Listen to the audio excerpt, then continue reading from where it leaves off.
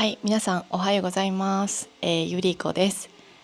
私は本日、今ねパリにいるんですけれども、昨日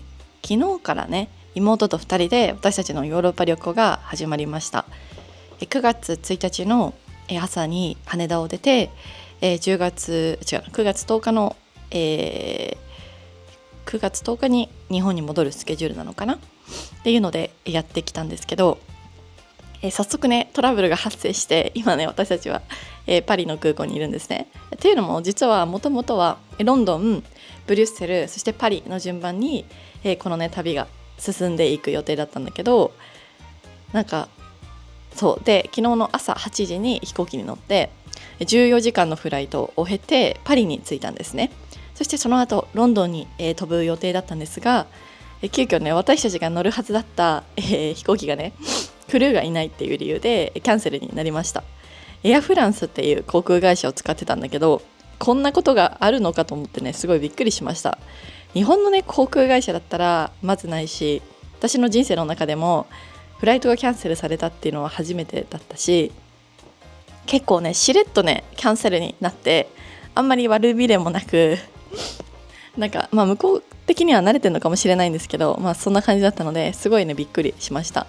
そして一応ねそのエアフランスが取ってくれたこの空港の近くのホテルに昨日は妹と2人で滞在して、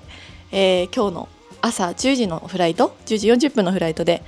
ロンドンに飛ぶ予定なんですね。でも本当にもともと取ってたホテルもあったし、そこにね行けなかったわけだし、ロンドンに滞在する日程はそんなに長くないのでちょっとね、本当はね昨日に着きたかったところではあったんですけど、でも2人ともヘトヘトだったので、ユーロスターで、ロンドンに行くっていうのはちょっとね厳しい選択だったので、ホテルでねディナーを食べて、昨日はゆっくり休み、今日の朝出発する予定になっています。もうねこんな感じでねちょっと昨日はバタバタしすぎて何も動画を撮れなかったんですけど、私たちの旅が始まりました。初めにね最初に食べたご飯はこの謎のとか言ったらあれだけど、なんか瓶の中に入っている、ビストロと、あとはジュースと、あとティラミスはちょっと甘すぎたので食べきれなかったんですけど、これを初めて、ヨーロッパで食べました。フランスは特にね何でも美味しそうなので楽しみなんだけど、ロンドンでもねたくさんのやることがあるので、楽しんでいきたいと思います。ということでね、朝ごはんに行ってきたいと思う。準備をしてね朝ごはんに行きたいと思います。まずは朝食会場にやってきました。航空会社が手配してくれた朝食があったので、バイキング形式で取っていきます。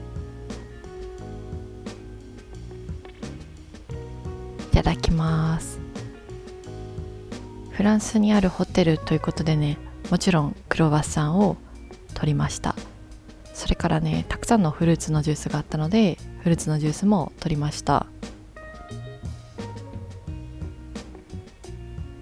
フランスは、農業でね有名な国ということもあって、本当にどの食べ物も美味しかったです。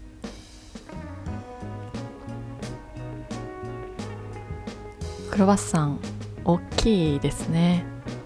すごいねバターの香りがして最高でした。ということで黙々と食べていきます。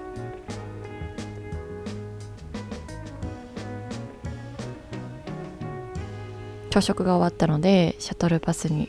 乗って空港に向かっていきます。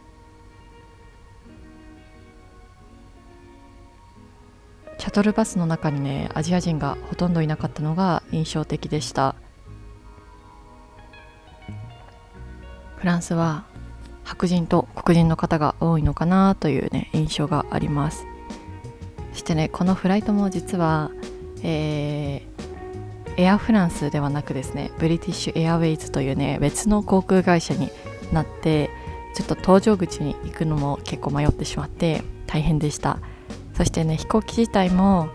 予定時刻よりね 2,30 分遅れていたので、ちょっとねフランスとイギリスの航空会社にはコリゴリしていますが、でも無事に、発車無事にね、離陸できたので、良かったです。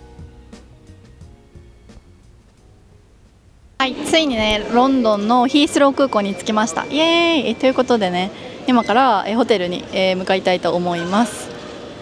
多分この時間全部で合わせてもう20時間ぐらいね旅したいかなって感じなんですけど、ようやくねホテルに着くことができてめっちゃ嬉しいです。やばいな、すっぴんだ今日はねこの後アフタヌーンティーに行く予定です。皆さんにちょっとねヒースロー空港の状況をお伝えしたいと思いま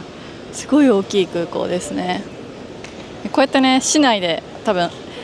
映像を撮ってる間になんかカメラとか撮られいろいろなものが撮られそうなんですけど、ここは空港なのでね今油断して撮っています。さてこちらがロンドンの街並みです。ちょっとねニューヨークのブルックリンみたいな雰囲気があるような建物もあったりしたんですけど、ニューヨークよりもう少しこじんまりしているような印象です。イギリスはね多分日本と一緒で、島国だからそんなに大きくないのかもしれませんね。さてホテルに到着しました。今回ね、特に父がすごく心配してちゃんとしたねホテルを取ってくれたんですが、あまりにも部屋が大きいのでびっくりしました。ガウンが入ってる。たくさんのね、バーなどもあってすごくね、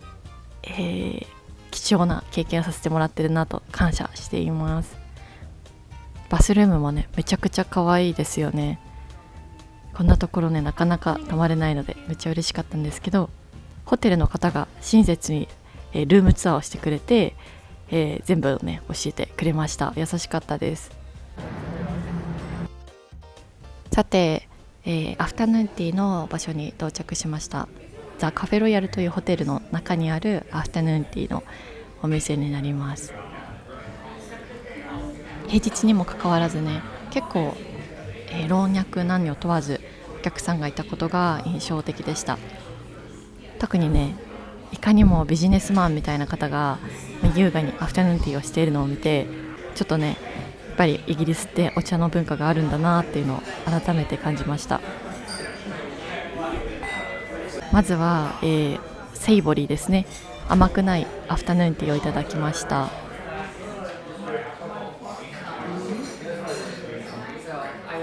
そしてね実は生演奏で、ピアノをね演奏してくださる方がいたので生演奏を楽しむことができました。こちらは、ケーキとスコーンのテーブルですね。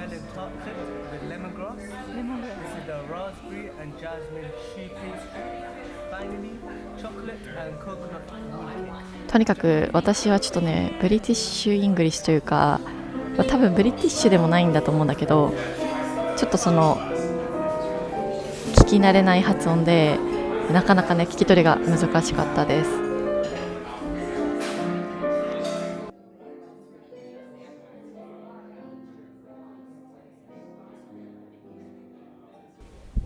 きゅうりとサーモンのサンドイッチを食べていきました。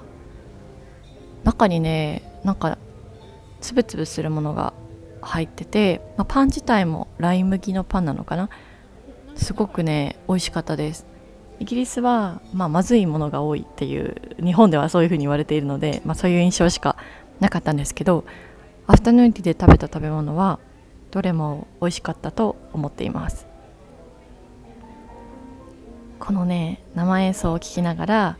楽しむアフタヌーンティーは最高でしたね。でもねちょっと気になっちゃったのがやっぱりアフタヌーンティーでのマナー的なところかなと思っていて、どのタイミングでフォークとナイフを使うべきかっていうのはねすごく気になっていました。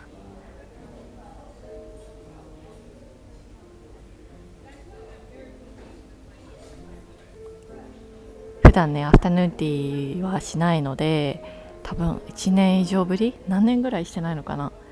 はい、すごくね楽しい経験でした。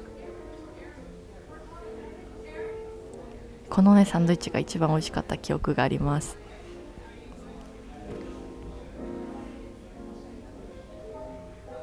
実はこれはロンドン1日目なんですけど、ロンドン2日目もアフタヌーンティーに行く予定があって、フォロワーさんにね、どうやってアフタヌーンティーの予約をしたらいいかっていうのを相談したところ、その方がねおすすめするアフタヌーンティーをね予約してくれて、招待してくださったので、今回そのフォロワーさんには会わないんですけど、2日目もアフタヌーンティーがあるということで、多分ね皆さんにまたお伝えできるかなって思います。